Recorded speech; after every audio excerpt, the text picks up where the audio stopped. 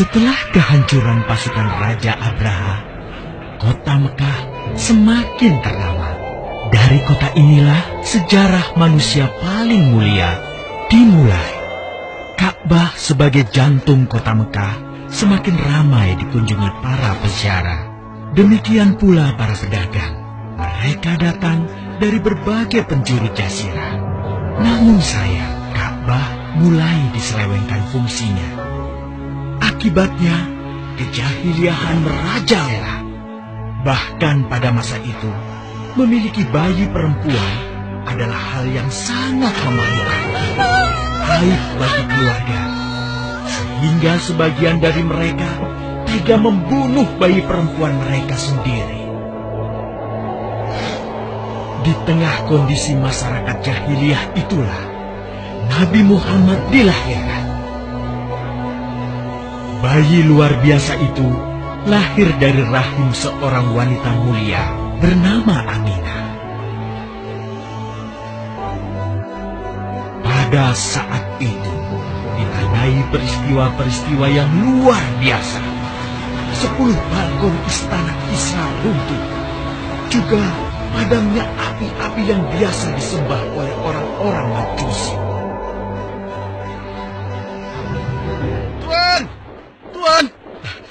Tuan Abdul Muthalib, ada kabar gembira. Kabar gembira? Kabar gembira? Kabar gembira apa? Tuan, cucu Anda telah lahir. Benarkah? Laki-laki atau perempuan? Laki-laki, Tuan. Subhanallah. Alhamdulillah. Allahu Akbar. Kalau begitu aku ingin segera melihatnya. Mari, Tuan. Setelah mendengar itu, Abdul Muthalib bergegas menuju ke rumah Aminah.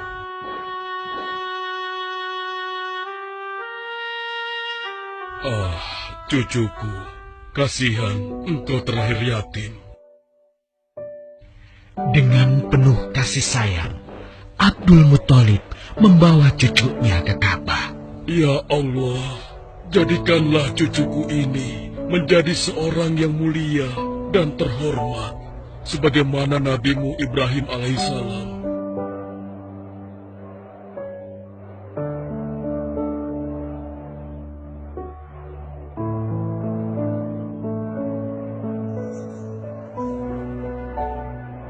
Siapa namanya, Ayah?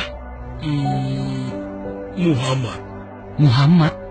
Iya, aku akan menamainya Muhammad. Artinya yang terpuji. Kehadiran Muhammad kecil sungguh memberi kebahagiaan. Tidak hanya bagi keluarga Bani Hashim. Bahkan seluruh kabilah suku Quraisy menyambutnya dengan sukacita. Kemudian Abdul Muthalib mencarikan ibu susu bagi Muhammad kecil. Kita sudah berhari-hari mencari anak susuan, yang dari situ kita akan mendapatkan imbalan yang cukup. Namun hingga saat ini, belum juga kita dapatkan. Ya, istriku, aku mengerti. Apa kita terima saja bayi yatim itu? Muhammad maksudmu? Iya, cucu dari Abdul Muthalib. Kasihan dia. Hampir semua teman-teman dari rombongan kita tidak ada yang mau menyusuinya. Karena tidak ada harapan untuk mendapatkan imbalannya dari ayah bayi itu. Betul juga engkau, istriku. Kasihan anak itu. Aku mendukungmu jika engkau susui dia. Mudah-mudahan Allah memberikan keberkahan bagi kita. Halimah segera mendatangi Abdul Muthalib. Dia bersedia untuk menjadi ibu susu dan pengasuh bagi Muhammad kecil. Betapa gembira Abdul Muthalib mendengarnya. Halimah dari Bani Sa'ad itu akhirnya dipercaya Abdul Muthalib untuk mengasuh cucunya. 2 tahun lamanya. Ayo istriku, kita berangkat sekarang.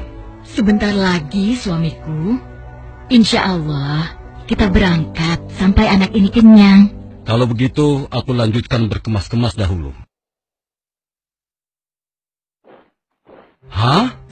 Ada apa suamiku? Lihat, unta dan keledai kita.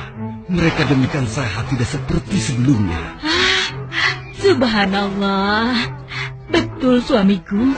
Tidak seperti kemarin. Demi Allah, kau tidak salah memilih istriku. Kau telah mengambil anak yang dipenuhi dengan barokah. Allah melimpahkan keberkahan atas Halimah dan suaminya. Mereka pulang ke kampung Bani Sa'ad dengan penuh rasa syukur. 2 tahun berlalu sudah. Tugas Halimatus Sya'diyah sesungguhnya telah usai. Saatnya Muhammad kecil harus dikembalikan kepada ibunya. Terima kasih Halimah. Engkau telah merawat anakku dengan baik selama 2 tahun. Tidak ada yang bisa kuberikan, kecuali aku berdoa. Semoga Allah memberkahi engkau dan keluargamu. Amin. Saya juga bersyukur diberikan kepercayaan dan kesempatan merawat anakmu, wahai Ibu Aminah. Namun, begini Bu, mohon maaf. Kalau boleh, izinkan aku merawat Muhammad lebih lama lagi. Aku masih sangat sayang padanya. Baiklah, kalau begitu aku setuju dengan usulmu. Bawa dan rawatlah Muhammad sebagaimana dia anakmu sendiri. Terima kasih, Ibu. Terima kasih. Begitulah, Muhammad kecil kembali ke tengah-tengah Bani Sa'ad. Ia tumbuh menjadi anak yang memiliki banyak teman karena kemuliaan akhlaknya.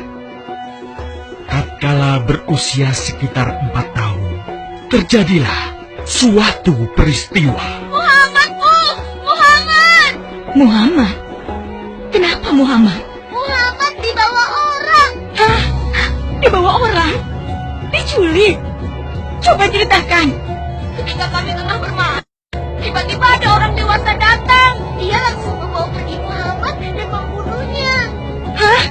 Membunuhnya? Ya Allah, di mana? Di mana? Antarkan ibu ke sana. Dengan perasaan cemas, Halimah bergegas menuju tempat itu.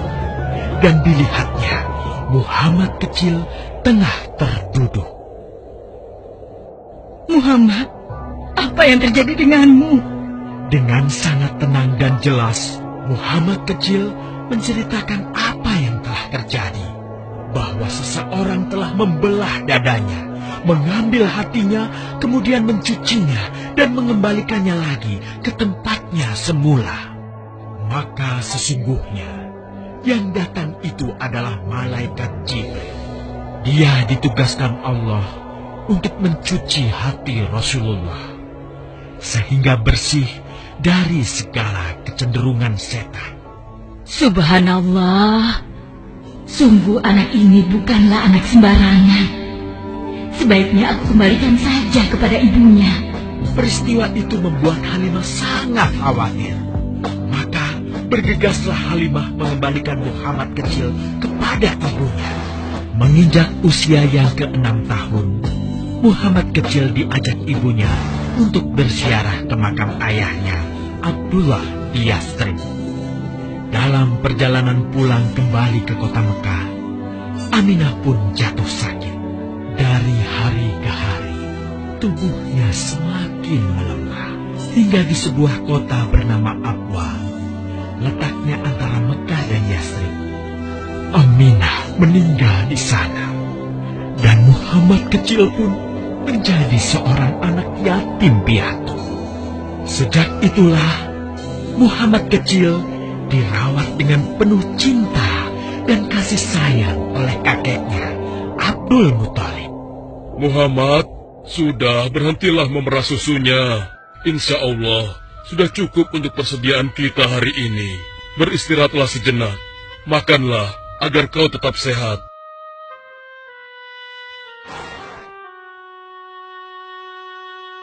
Ya Allah, betapa mulia akhlak cucuku ini. Namun, kasih sayang Abdul Muthalib tidak berlangsung lama.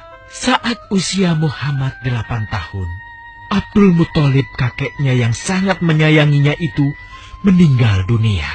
Kemudian, pengasuhan atas Muhammad pun beralih ke pamannya, Abu Thalib. Muhammad kecil tahu betul betapa sayangnya pamannya kepadanya. Di mana Muhammad? Ia tengah mengembalakan kambing milik salah seorang penduduk Mekah, suamiku. Sejak kapan dia keluar rumah? Sekitar waktu subuh tadi. Subhanallah, betapa baiknya akhlak keponakanku ini. Ya Allah, maafkan ketidakmampuanku mencukupi kebutuhan keponakanku. Sayangi dan berkahilah dia. Jadikanlah dia orang yang mulia di antara manusia. Hingga saat usia Muhammad menginjak 12 tahun, pamannya Abu Thalib mengajaknya berdagang ke Syam. Sampailah mereka di satu daerah bernama Busra. Saat mereka beristirahat, datanglah seorang pendeta menghampiri. Wahai saudaraku, selamat datang di Busra. Tampaknya kalian bukan orang sini. Dari manakah kalian berasal? Terima kasih saudaraku. Kami datang dari Mekah. Lalu, siapakah gerangan anak ini? Ini adalah keponakanku. Muhammad namanya. Apakah engkau bertanggung jawab atasnya, Tuan? Ya, Kemana ayahnya? ayahnya sudah meninggal sejak ia masih dalam kandungan. Oh, apakah kini dia yatim piatu? Benar, Aku sungguh beruntung bertemu dengannya. beruntung. Beruntung apa? Sungguh, keponakanmu ini adalah orang yang sangat istimewa. Oh ya? Ya, dia adalah seorang nabi, Hmm? seorang utusan Allah. Bagaimana kau tahu hal itu? Aku tahu karena aku seorang pendeta. Dan berita kedatangan dia sebagai seorang utusan Allah sudah disampaikan di dalam Injil. Bahkan aku pun bisa mengetahuinya dari cincin kenabian yang berada di bagian bawah tulang rawan bahunya yang menyerupai buah apel sebagai tanda kenabiannya. Begitulah pendeta bernama Bahira menyampaikan kepada Abu Thalib perihal kenabian Muhammad. Ia berpesan agar menjaga baik-baik keponakannya itu, karena Muhammad kelak di suatu saat nanti akan menghadapi banyak gangguan dan rintangan. Istriku, Muhammad sudah berusia 25 tahun. Aku pikir sudah saatnya dia untuk menikah. Betul, suamiku. Namun, dengan siapakah dia akan kita jodohkan? Kemarin Khadijah mengirimkan utusannya dan menyatakan keinginan Khadijah untuk menjadikan Muhammad sebagai suaminya. Hah? Khadijah? Khadijah yang mulia itu? Betul, istriku. Khadijah yang selama ini mempercayakan barang perniagaannya kepada Muhammad. Kenapa dia memilih Muhammad? Ya, Khadijah mengagumi kejujuran dan kebaikan akhlak Muhammad. Menurutmu sendiri bagaimana? Aku pikir Khadijah adalah wanita terbaik bagi Muhammad. Kita akan melamarnya. Tepat di usia 25 tahun, Nabi Muhammad menikahi Khadijah yang berusia 40 tahun. Dari pernikahan itu, mereka dikaruniai Allah 6 orang anak. 2 laki-laki adalah Al-Qasim dan Abdullah. Sedangkan putrinya adalah Zainab, Ruqayyah, Ummu Kulsum, dan Fatimah. Namun, kedua putranya itu telah meninggal semenjak mereka kecil. Suatu ketika, terjadilah banjir besar di kota Mekah. Kabilah-kabilah di kota Mekah pun bergotong royong membangun kembali Ka'bah. Setelah pembangunannya selesai, terjadilah perselisihan antara pemuka kabilah tentang siapakah yang paling pantas meletakkan Hajar Aswad di Ka'bah. Abu Thalib, apa yang harus kita lakukan? Kita sudah bicarakan hal ini selama 5 hari, namun tidak ada titik temu. Aku khawatir akan terjadi pertumpahan darah. Sudah, begini saja. Kita sepakati bahwa masalah ini kita serahkan kepada takdir terbaik. Lihat pintu masuk Ka'bah itu. Siapapun yang pertama kali akan melewati pintu itu, dan siapapun dia, kita tidak boleh menolaknya. Setuju? Aku juga setuju. Baiklah, aku setuju. Aku juga setuju. Baiklah, kita perhatikan bersama. Tidak lama setelah kesepakatan itu, atas izin Allah, Nabi Muhammad menjadi orang pertama yang memasuki pintu menuju Ka'bah. Alhamdulillah, segala puji bagi Allah. Ternyata Muhammad, dan memang dia adalah orang yang tidak pernah kita temui ada celah. Betul? Betul. Betul. Betul. Betul. Nabi Muhammad pun menerima kepercayaan itu. Dengan kebijaksanaannya, Nabi Muhammad meminta sehelai kain, lalu meletakkan Hajar Aswad di atasnya. Nabi Muhammad mempersilahkan seluruh pemuka kabilah untuk memegang ujung-ujungnya dan mengangkatnya secara bersama-sama. Setelah sampai pada sudut Ka'bah, giliran Nabi Muhammad meletakkan Hajar Aswad di tempatnya semula. Terhindarlah perpecahan di kota Mekah. Meskipun demikian, kegelisahan masih terus menggelayuti hati Nabi Muhammad. Kejahiliahan ada di mana-mana. Kezaliman dan kemaksiatan terus berlangsung. Ia tak habis pikir.